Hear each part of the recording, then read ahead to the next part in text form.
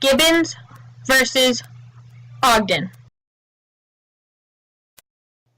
My name is Thomas Gibbons. I was given permission to utilize the Hudson waterways by the federal government. However, Aaron Ogden took me to court because he claimed that the state of New York had given him the right to operate the Hudson River. I believe that I am justified in accessing the Hudson River because the federal government granted me access over the river.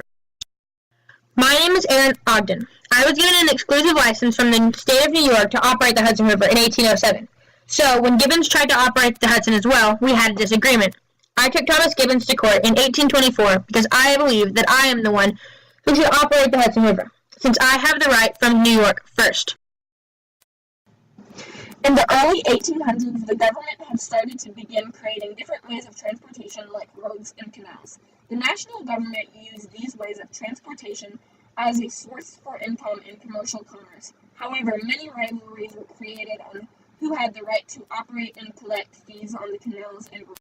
Robert Fulton, the creator of the steamboat, and Robert Livingston, Fulton's partner, had received a long-term contract with New York to fully operate the Hudson River. Fulton, Livingston, and the New York legislature gave Aaron Ogden a license to operate the steamboat on the Hudson River between New Jersey and New York.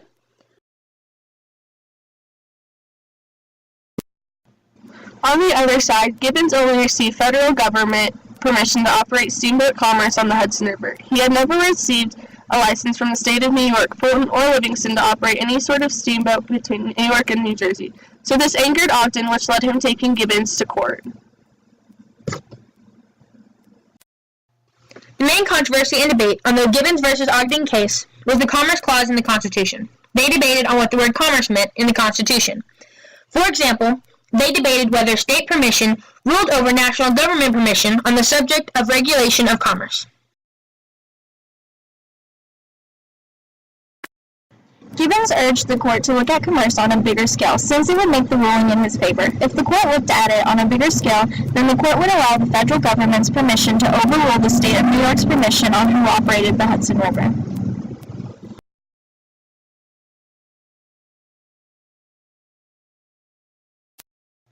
Ogden's argument had the opposite point of view.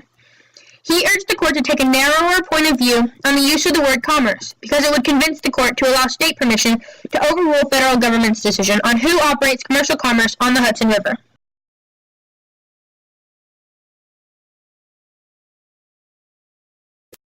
The Chief of Justice in the Supreme Court, John Marshall, was overall in favor for Thomas Gibbons.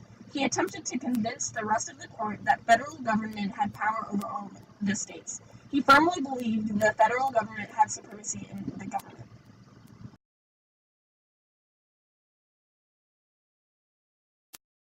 Overall, no one was in favor of Ogden. Most of the court was in favor of Gibbons. This was because most of the court was on John Marshall's side of the case. Although Ogden attempted to convince the court otherwise, they all had agreed with John Marshall and wanted to support Gibbons' argument.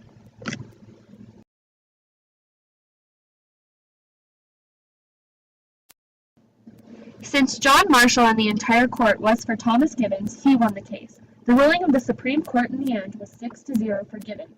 Although Ogden put up a fight, in the end no one was in his favor. He lost operation of steamboats in the Hudson River.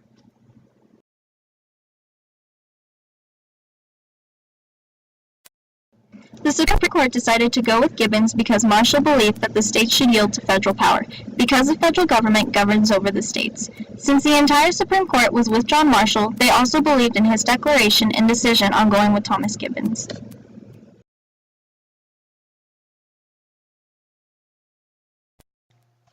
The Gibbons versus Ogden case was extremely significant because it had finally established that federal government had supremacy and power over the states in a decision. But the decision was that the federal government overruled states in the problems of commercial and foreign commerce.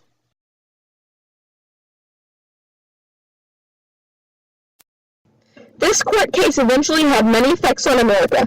For example, since the court case analyzed the Constitution's use of the word commerce, it gave the Commerce Clause legal elasticity, and it later was extended to other ways of transportation and federal regulation like airlines and television stations.